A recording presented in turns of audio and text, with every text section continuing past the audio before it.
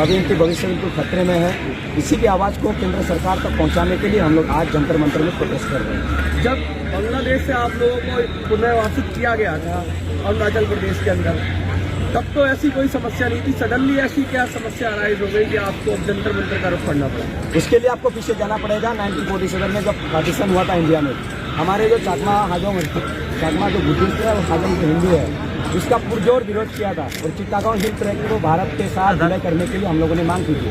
हमारे जो पूर्वज थे, एक लीडर थे सोनिया कुमार चाकमा, यहाँ पे इंडिया में नई दिल्ली में भी आए, जवाहरलाल नेहरू जी से भी बात की, सरदार वल्लभ भाई पटेल जी से बात किया है। उन्होंने ये बात रखी कि हम लोग इस भारत के साथ विलय होना चाहते, भारत के साथ जुड़ना चाहते हैं, लेकिन उनकी बात को नहीं मानी।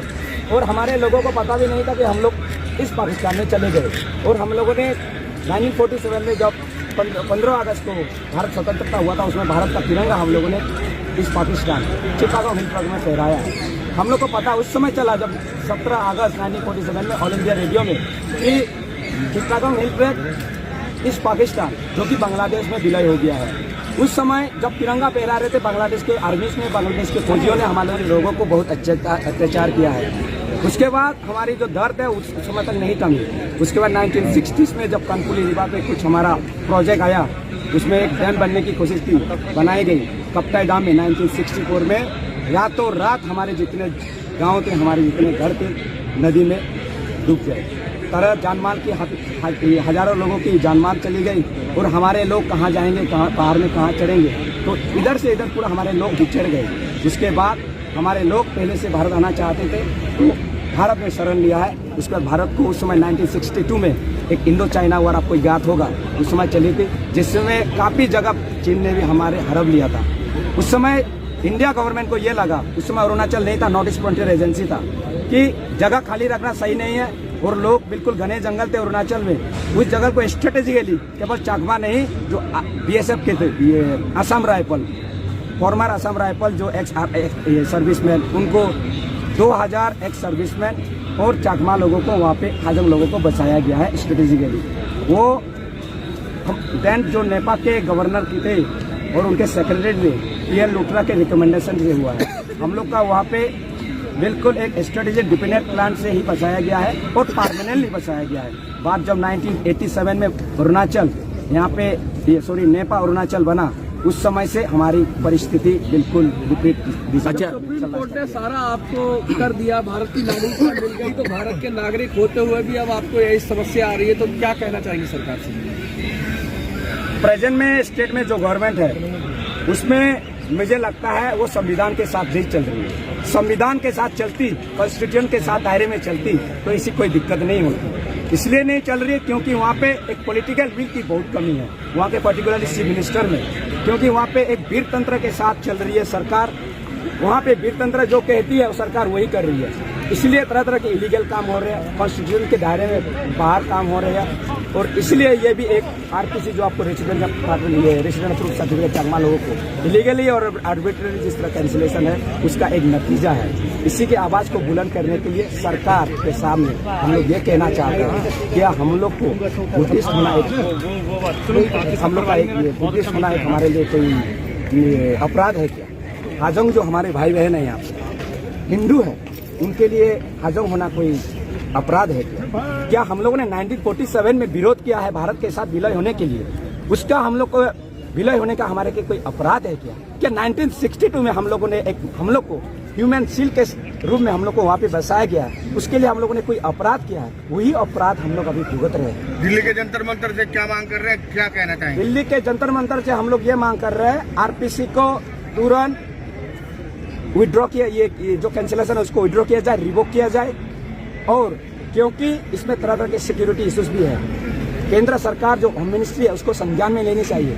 भारत का जो अरुणाचल का जो सीमा रेखा है, सीमावर्ती इस देश है, चाइना उधर तरफ है, इधर म्यांमार है, उन लोगों में उनकी एक स्ट्रेटेजी में मानता हूँ, एनालिसिस करता हूँ। हमारे आरपीसी देने से हमारे जो युवा है चाकमा हाजोंग के लोग, काफ़ी लोग अग्निवीर के साथ साथ और काफ़ी पैरामिलिट्री फोर्सेस में ज्वाइन किया है, उससे ये वहाँ की जो सीमावर्ती इलाकों में स्ट्रेटन हुई है। और मुझे लगता है कुछ अंदरूनी कुछ यहाँ पे तत्व भी उसमें शामिलित है, क्योंकि मैं चाहता हूँ वहाँ से बाहर चाइना के भी हाथ हो सकता है कि वहाँ के लोग आर्मी में फौजी में जगह ज्वाइन कर रहे हैं, इसको रोका भेजे जाए। जो वहाँ पे कुछ ऑर्गेनाइजेशन काम कर रहे हैं। मुझे नहीं लगता कितना सही है कितना गलत है, लेकिन उस पर संज्ञान में भारत सरकार को लेनी चाहिए, क्योंकि अगर ये नहीं लेगी तो मुझे लगता है भारत में सीमावर्ती सुरक्षा के मामलों में बहुत दिक्कत आ जाएगी, खास करके हमारी युवा शक्ति जो है इसमें। मेरा नाम प्रियंका चकमा है। मैं अरुणाचल प्रदेश चकमा स्टूडेंट यूनियन की वाइस प्रेसिडेंट हूँ, वोमेन वीक। मैम क्यों प्रदर्शन करना पड़ रहा है? हमारा जो प्रदर्शन का मेन मकसद है कि हमें जो आरपीसी है वो वापस किया जाए, क्योंकि आरपीसी डिनाई करने का मतलब है कि आप चकमा हाजोंग कम्युनिटी की जो यूथ है, स्टूडेंट है, बच्चे हैं, उनको आप शिक्षा से वंचित कर रहे हो, जबकि एज पर द कॉन्स्टिट्यूशन की सबको शिक्षा का अधिकार यानी कि सब चीज में बराबर का हक है, तो आप वो हक हमसे क्यों ले रहे हैं? अगर आप हमसे बाकी की चीज़ों में मांगते आप तो हम सेक्रीफाइस करेंगे, लेकिन आरपीसी को हम सेक्रीफाइस नहीं करेंगे। मेरा लाइफ जो है वो हो गया है, लेकिन जो हमारे बच्चे छोटे बच्चे हैं, ये फ्यूचर में ये हमें ब्लेम करेंगे ना।